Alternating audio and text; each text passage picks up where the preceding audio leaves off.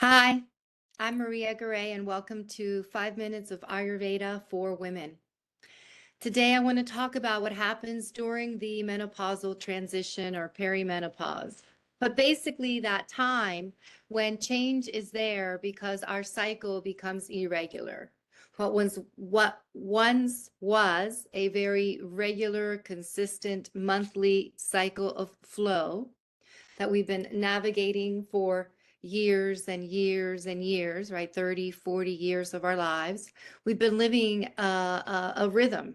And then that rhythm goes away, but we don't really sit with the fact that this rhythm that has really been guiding our lives has gone away. And arguably, from an Ayurvedic perspective, this rhythm of our menses, our menstrual cycle, is what brings us real good health and vitality because there is naturally something inherent that our menstrual cycle forces us to do on a monthly basis. There is a cycle, an ebb and a flow that we get to follow. But then that cycle goes away when our ovaries, our uterus, and endocrine system begins to take a different route into what we know as the Vata stage of life. So from Ayurveda, we are navigating the Pitta stage into the Vata stage of life, being very regular, if you will, to more irregular and all this irregularity that comes in. And so as you're moving through this transition, what becomes important is regularity.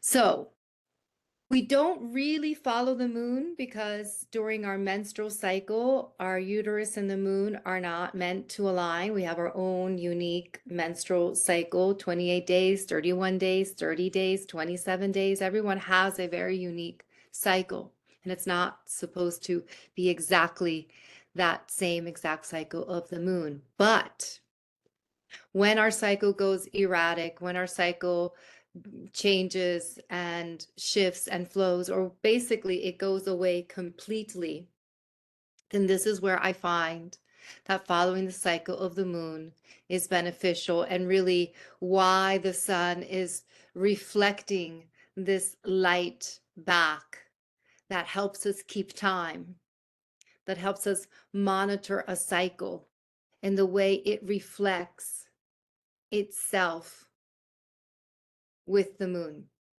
It is there to really serve as a gatekeeper of light, of rhythm, of time.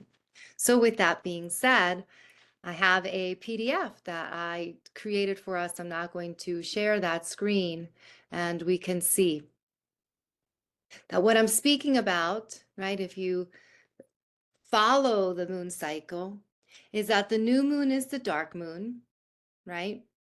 And the dark new moon is generally a fresh start. So it would be day one or our menses, our cycle. And during these 3 to 4 days of every new moon of every month, we should act as if we are menstruating, which means we are laying low. We're chilling out, we're eating simple foods, we're really cleansing. If you want to follow the full embrace of the new moon, you're taking 3 to 4 days every single month when the new moon is here to literally cleanse, detox, keep it simple, lay low, and perhaps meditate more, do less physical activity and work, and move more introspectively. From the new moon, we begin waxing, and this is what I now call the nourishing phase. As we move from the new moon towards the full moon, the waxing phase of the moon is a nourishing phase. We're nourishing. So we're coming from a cleansing phase to a nourishing phase. Maybe we're doing more abhyanga.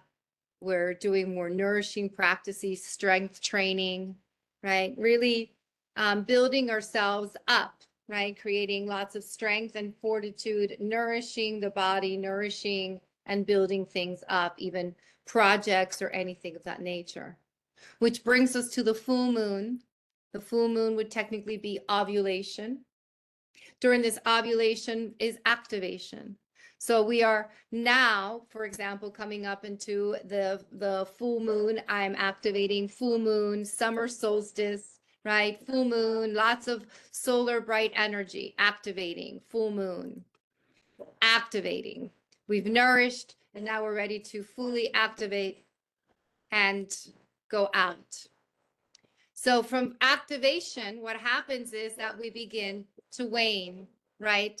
The waning process is there. And we now come to the waning process. This waning process is the release. So we activate, then release and let go. Let go, empty out. We've activated and then we release. We release. It's almost like the fruits are falling off the tree. So then we can new again. So I left you with a guide. You can see this guide that's on the second page, so you can plan out the new moon and the full moon between July and December. So you can really think about planning out my cleansing, chilling out, laying low phases, and my activation, going out into the world phases. And I think it's quite beneficial if you really do look ahead and try to plan this kind of rhythm into your life. You'll see that you'll feel that you are much more in flow, cosmic flow, rhythmic flow. But there is a rhythm that we can align to now, and it really will help navigating all of that in life that has so much variability. These are the kinds of things that are offered out for us to create stability. So thank you so much for listening in. See you on the next round. Namaste.